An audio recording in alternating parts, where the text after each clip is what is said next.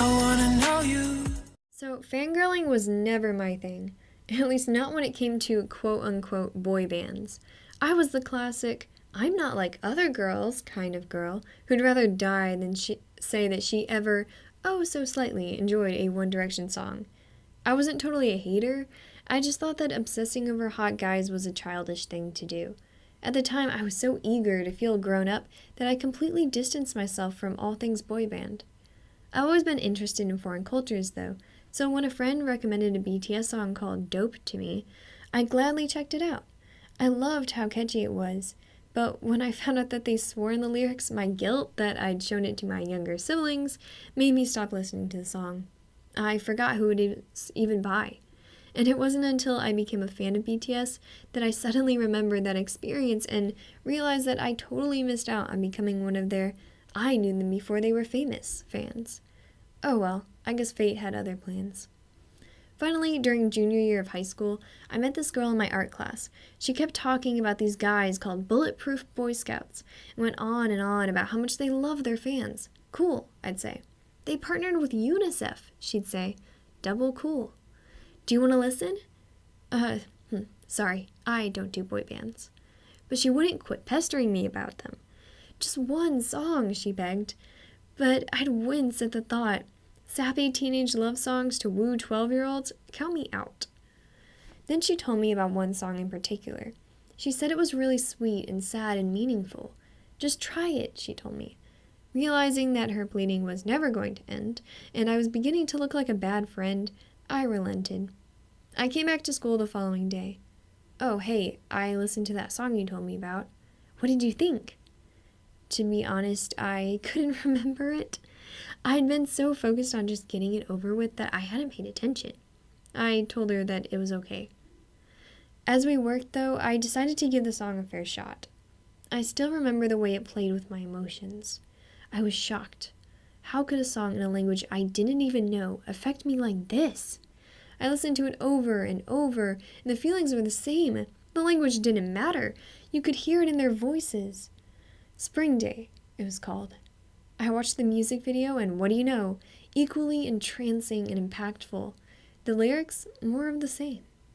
Eventually, curiosity got the better of me, and in search of new stuff to listen to, I searched BTS. DNA was so much fun, and Fake Love made my jaw drop, and Mic Drop was just such a jam. Eventually, I explored their older music and fell in love with its depth and all the different concepts. I've always been a bit emo, so the older albums really spoke to me, and I think they are what really made me stay around. So now that you know how I ended up falling down the K-pop hole, because yeah, after BTS I branched out and became a fan of plenty of other groups. Here's why BTS in particular are so special to me, and why I love being a part of their fandom. So personally, I prefer to call BTS a guy group, and I cringe at hearing them called a boy band, because I think they're far beyond that. The connotation with the term boy band is simple, if any, choreography, shallow lyrics, your typical pop vocals with a healthy dash of auto-tune, and crush appeal. I can think of plenty of bands that fit that recipe to a T, but BTS aren't one of them. BTS surpassed that.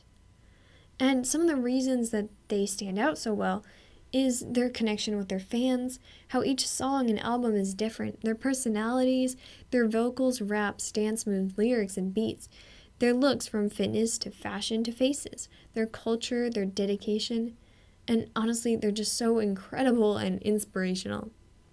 But granted, those are the reasons that everyone likes BTS. Here's why I love them.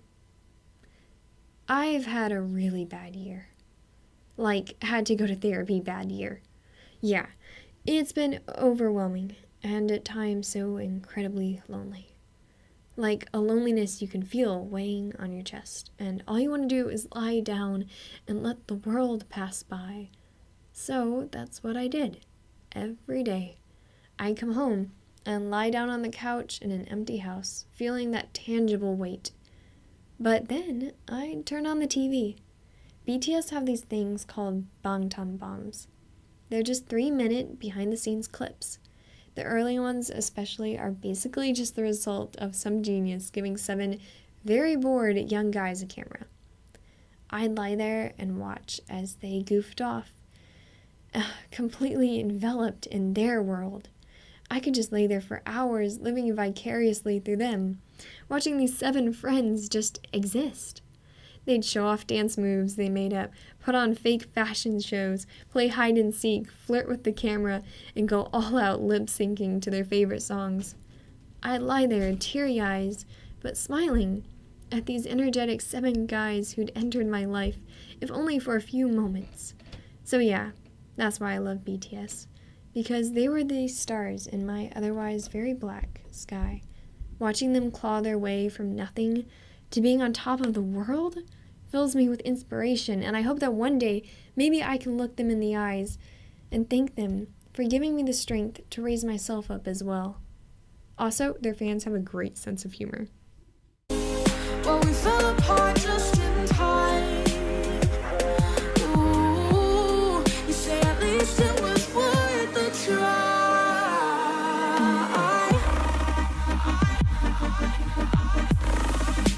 At least it was worth